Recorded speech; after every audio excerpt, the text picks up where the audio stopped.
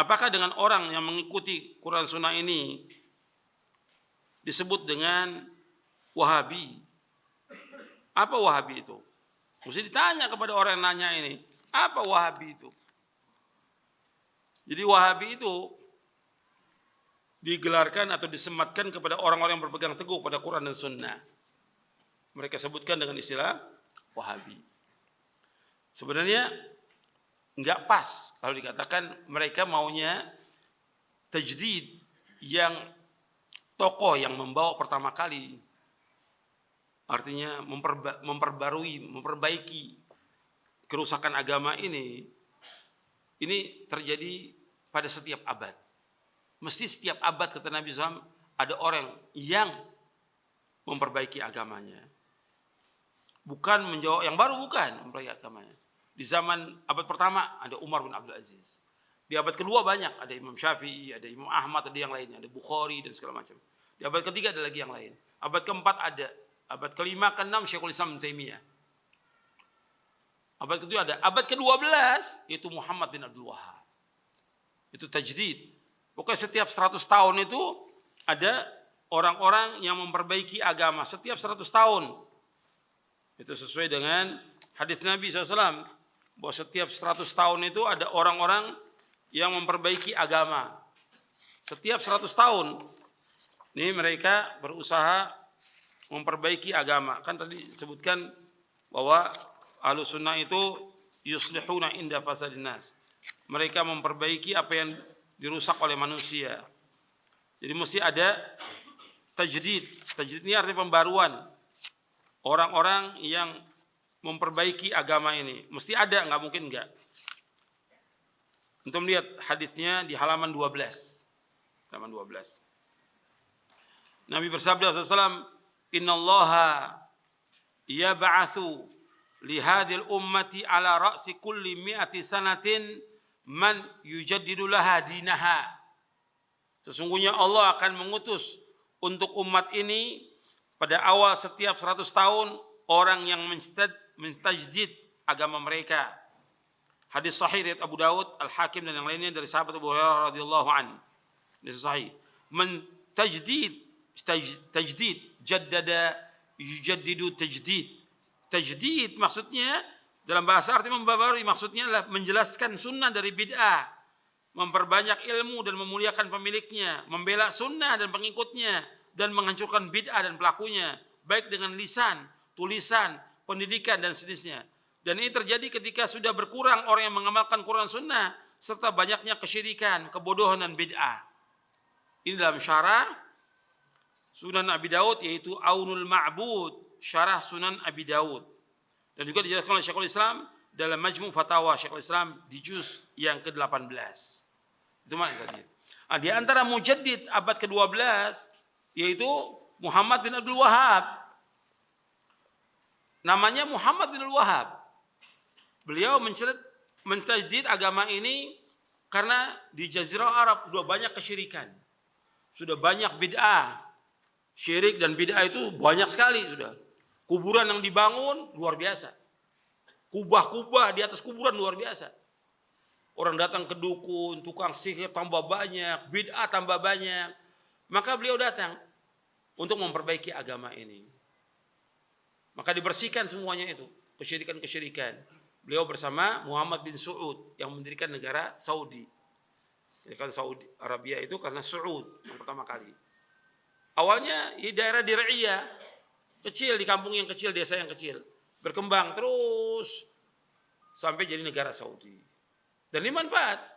Yang tadinya orang banyak berbuat syirik, orang menyembah kubur, beliau dakwahkan. Yang tadi banyak perbuatan bid'ah, beliau jelaskan supaya tidak berbuat bid'ah. Ini namanya tajdid, pembaruan. Dan yang mengatakan beliau mujaddid itu para ulama, bukan orang awam pendongeng. Kalau yang mencela bang banyak yang mencela. Kita bicara orang yang menjelaskan bahwa ini seorang soleh, orang baik. Taunya dia orang soleh, taunya orang baik Muhammad bin Wahhab ini. Dari mana? Dari bukunya mereka. Kan kita tahu, seperti kita tahu Imam Syafi'i. Dari mana kita tahu Imam Syafi'i? Dari bukunya Al-Om, Ar-Risalah. Nggak ada yang terluput itu. Kita mengetahui orang itu ulama baik atau tidak dari karyanya. bukunya, kitabnya. Kita tahu Bukhari dari bukunya, Imam Bukhari. Begitu terus. Makanya ketika orang ingin mengetahui orang itu dia baik atau tidak, bagaimana? Apa yang ditinggalkan? Bagaimana penjelasan ulama? Nah, para ulama bukan ratusan lagi, ribuan ulama dari zamannya beliau sudah dipuji oleh yang sezaman dengan dia, di antaranya Imam Al-Amir As-San'ani dari Yaman. Kemudian Asy-Syaukani memuji Muhammad Wahab. Kemudian setelah itu Rashid Ridha memuji dalam majalah Al-Manar. Semua ulama ini sampai ahli hadis pada zaman ini Syekh Al-Albani rahimahullah dalam tulisan-tulisannya memuji Syekh Muhammad Wahab.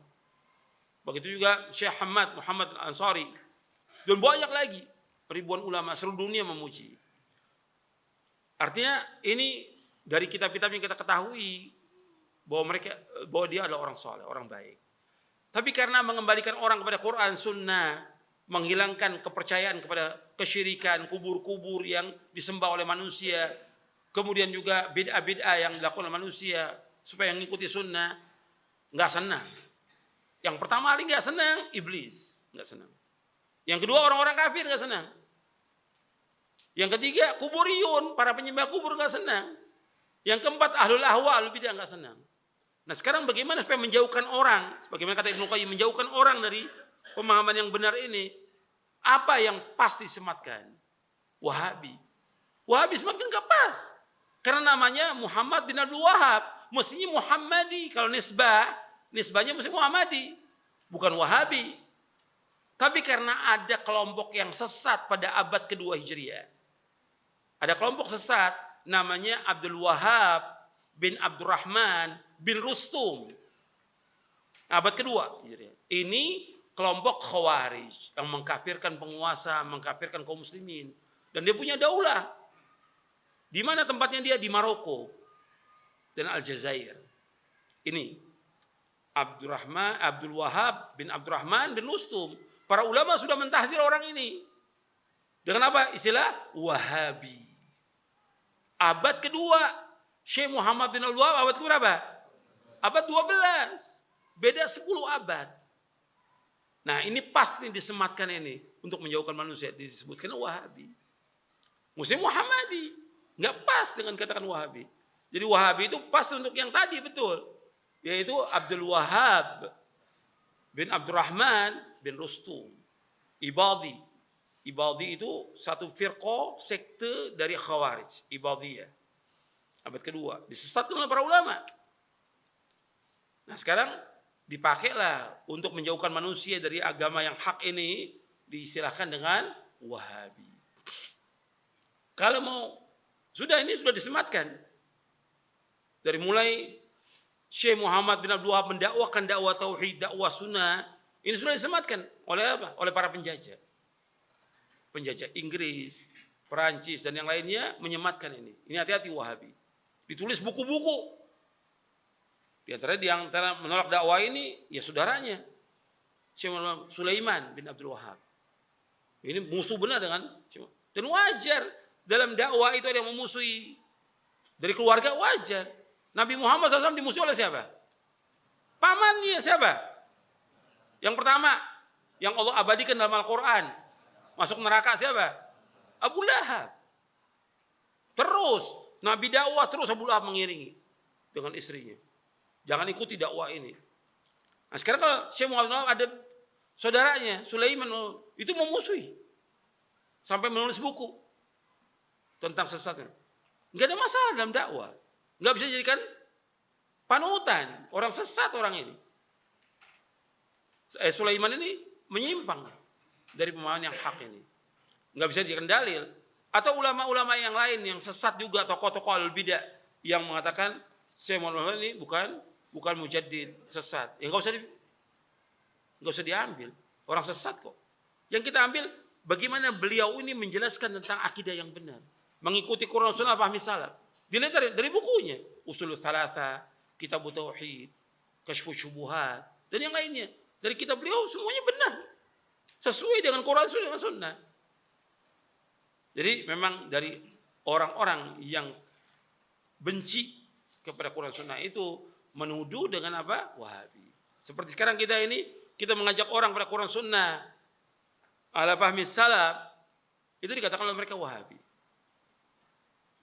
Dikatakan sesat. Ini kan tuduhan, nggak ada bukti, nggak ada hujah. Yang kita bawa dalil dari Quran Sunnah. Karena mereka nggak punya hujah. Kalau kita lihat, kita berusaha mengembalikan orang kepada kebenaran.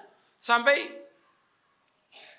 Soekarno aja di dalam bukunya di bawah bendera revolusi mengatakan bahwa yang dikatakan Wahabisme itu adalah punya jasa yang besar dalam mengembalikan manusia kepada keaslian dan kemurnian Quran dan Sunnah, menjauhkan semua kesyirikan, menjauhkan semua bid'ah dan menjauhkan semua takhayul. Itu dalam kitabnya.